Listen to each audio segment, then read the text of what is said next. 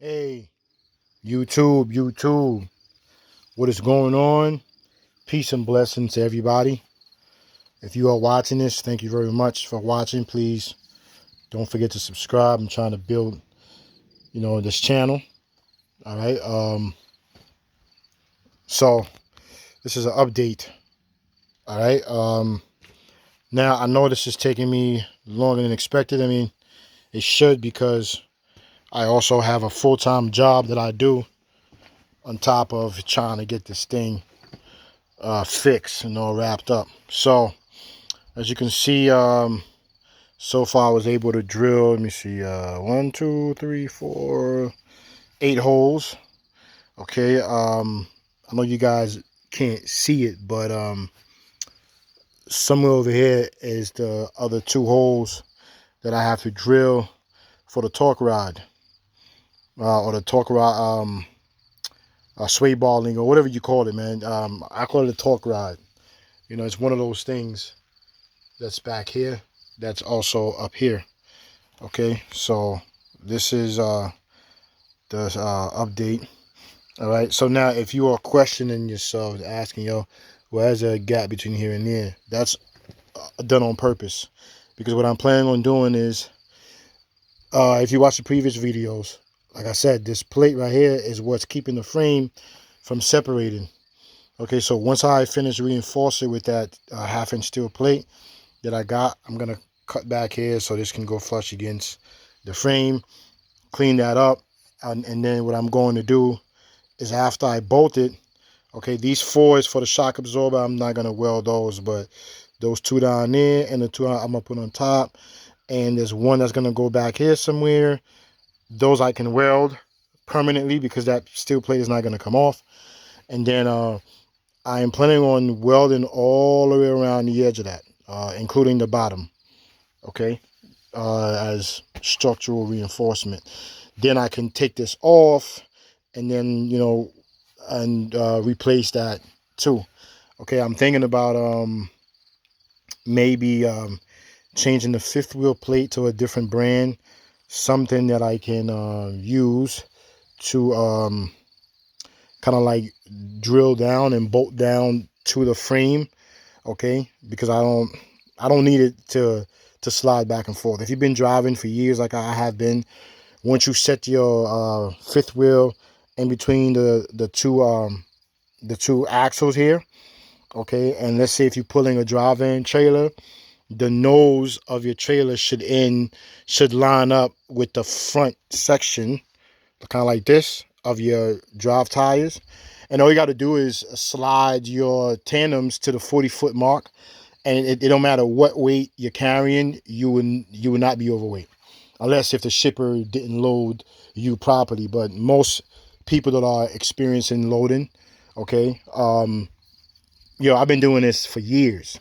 So, and I've gone through multiple weigh stations, including the infamous states of Tennessee, Maryland, and Virginia, and they waved me through green light. So, okay, but anyhow, yeah, so I'm gonna try to get another 5th wheel plate and bolt it down. But the plan for the truck is for me to finish doing the customizations I was doing, run all the electrical wires back, brand new.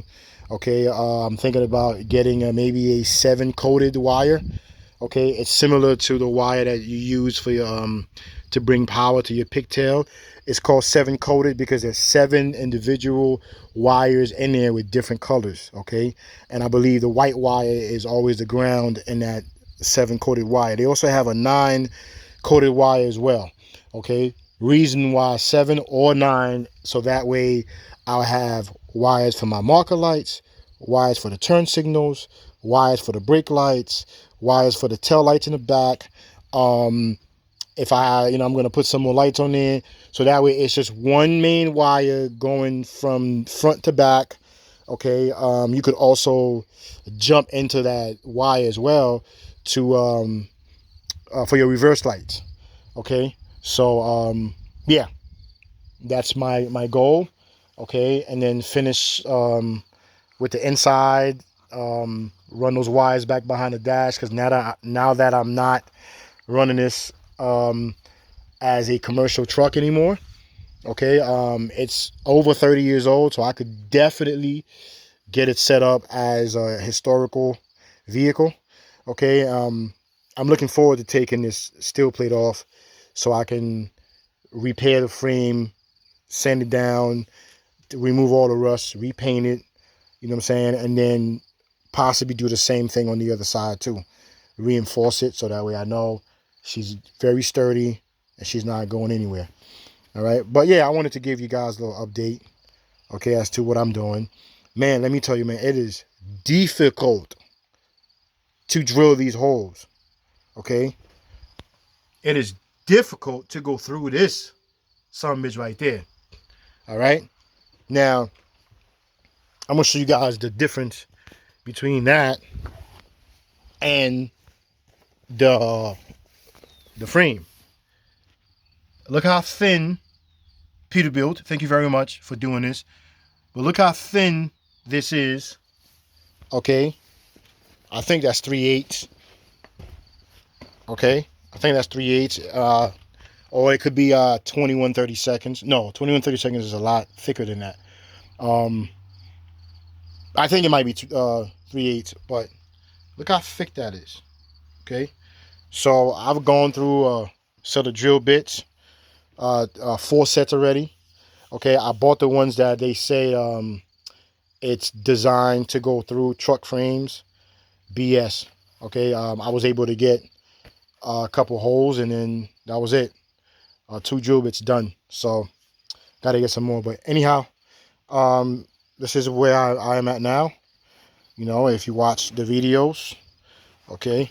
And like I said, once I get all this done, I'm gonna have to.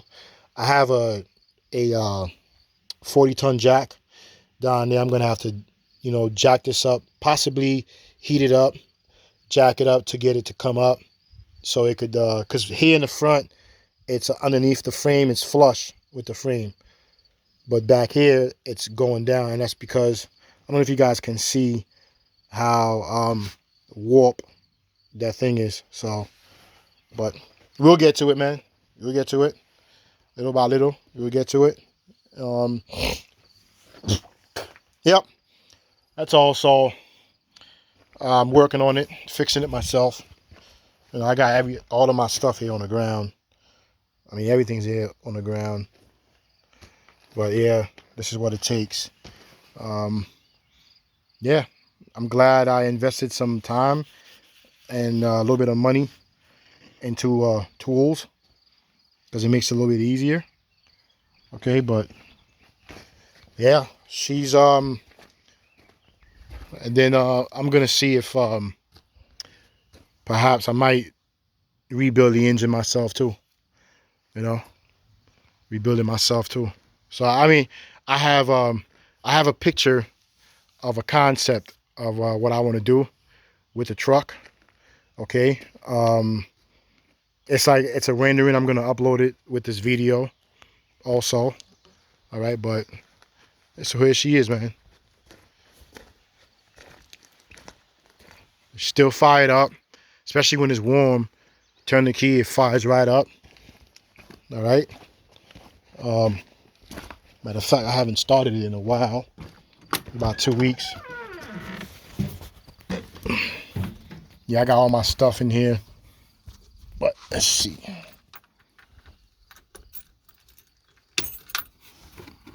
Ooh, battery might be low.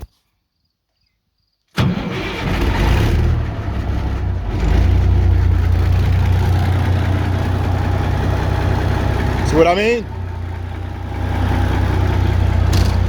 She don't smoke.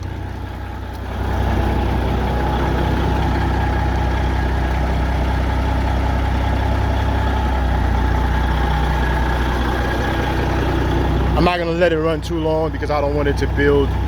I don't want the airbags to rise. But see, a little bit of smoke. There's no blow by, none. No blow by whatsoever. Okay. I mean, she has a little bit of Caterpillar engine, man, you know. Show me one that don't leak a little bit of motor oil, but there's no blow by.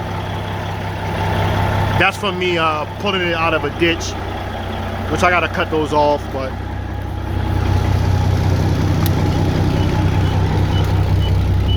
that's my low air warning, but cut off. I don't want it to build air because I got the airbags down, and I have a resting on this 6-ton jack stand plus the jack at the bottom. So, but yeah, fires right up, man. 1990 Peterbilt 377 with a 3406B Caterpillar engine. All right. So those of you that haven't watched my videos, thank you again for watching it. But you know the story. Okay. Little recap what I have done to this truck.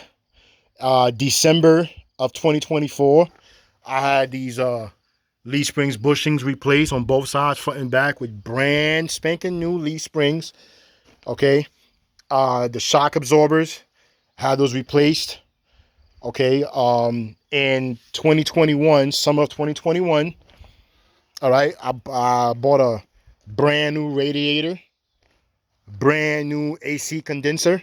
This for the, you know, this one here doesn't come with the truck, but I had a very good friend of mine, ex-friend of mine, you know, we're not friends anymore. He decided to end the friendship, but I don't know why. Anyhow, this didn't come with the truck, but he managed to get it on here where the hood closes without any problems. Okay, but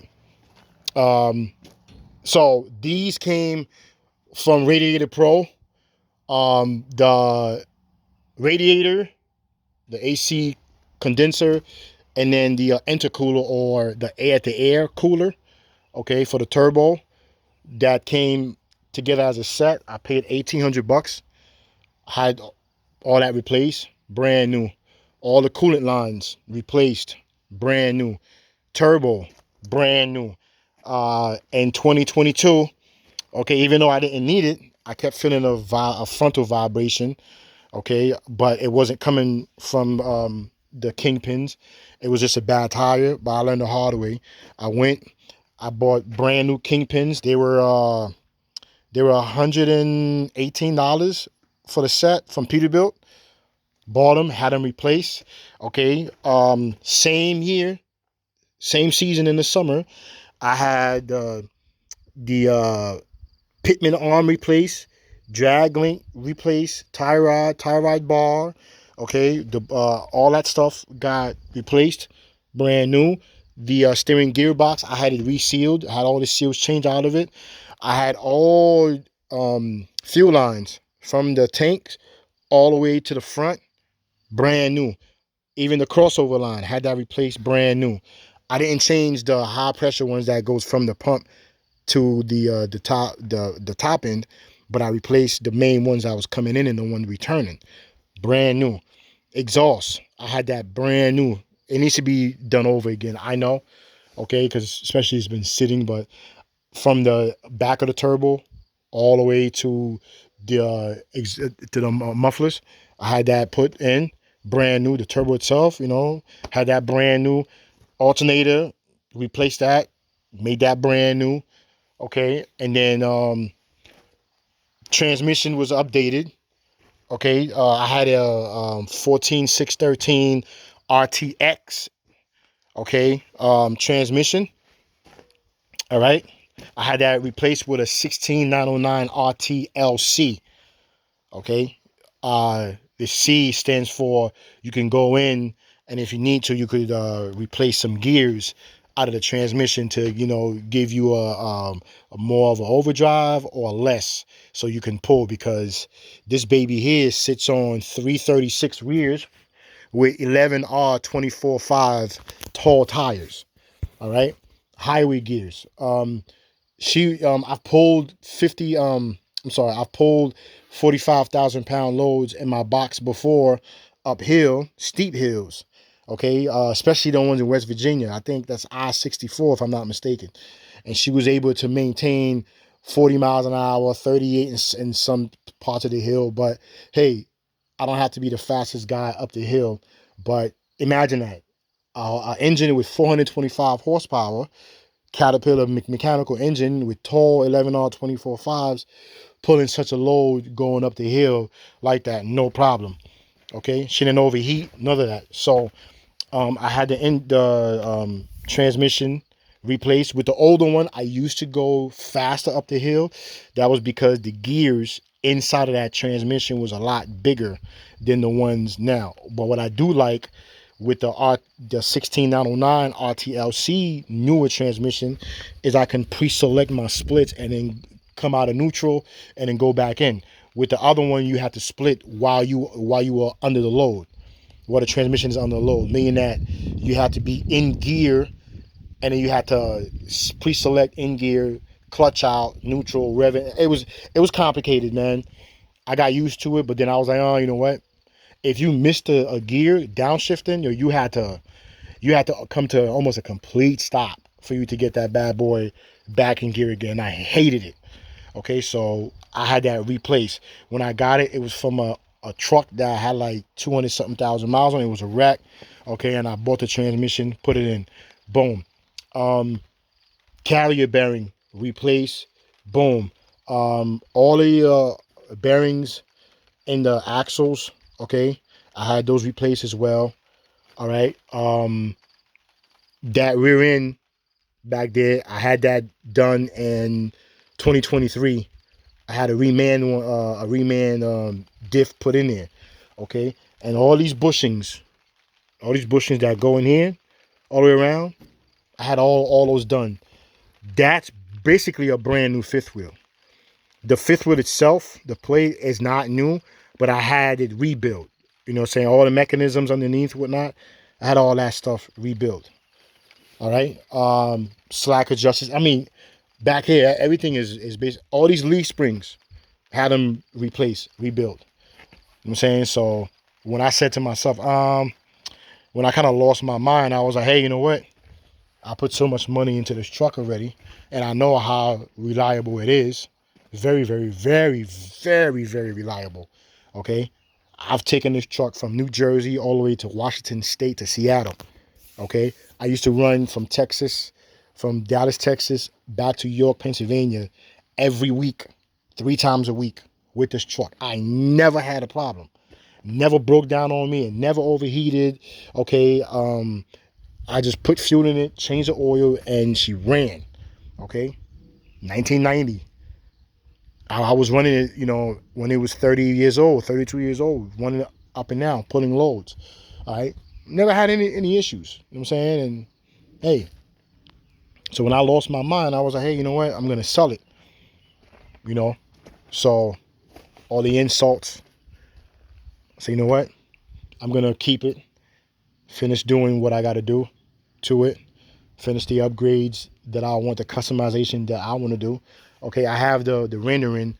All right. I'm gonna, like I said, upload it with this video. You know what I'm saying? So as to what I want to do. I do want to put a drop visor on. That window there, I put a regulator on in it, brand new, but then, and for some reason it didn't want to go down. But I'm going to take it apart one day. I think I'm going to upgrade it to power windows. And then what I also want to do, I'm thinking about doing it. I may or may not, but I'm thinking about putting that big screen that the Teslas and the new Ford vans having inside of them, where everything, you know, goes through it. I might just do something like that, and then set up my cameras, reverse camera, front facing cameras and whatnot, and have that feed through the tablet. All right, so that way I go in, just tap the tablet, boom, she fires up. All right, I'm pretty good with wiring and electronics and stuff like that. You know what I'm saying? So I could hook it up myself, and then give it a good wash. Maybe I don't know. I might repaint it. If I am going to repaint it, I'm going to do it. It may not be exactly the same color, but the way it is toned like this, especially this red brown, I like this red brown here. I'm going to repaint it almost exactly the same way. All right. If I don't repaint it, I'm gonna just wash it up and then clear coat it, seal everything. Okay. so that way people can see that, hey, it is an older truck. All right, butted wheels, steel. Left side goes the wrong way, right side goes the right way. All right. Yeah, man, never had any issues with it. All right. She kept going. So yeah, I'm gonna just keep it, and maybe put it, historical plates on it, and then when I because I'm planning on getting myself out of New York State. I want to move down south somewhere, and when I get out of New York State, I'll probably change it to a RV, private RV. Okay.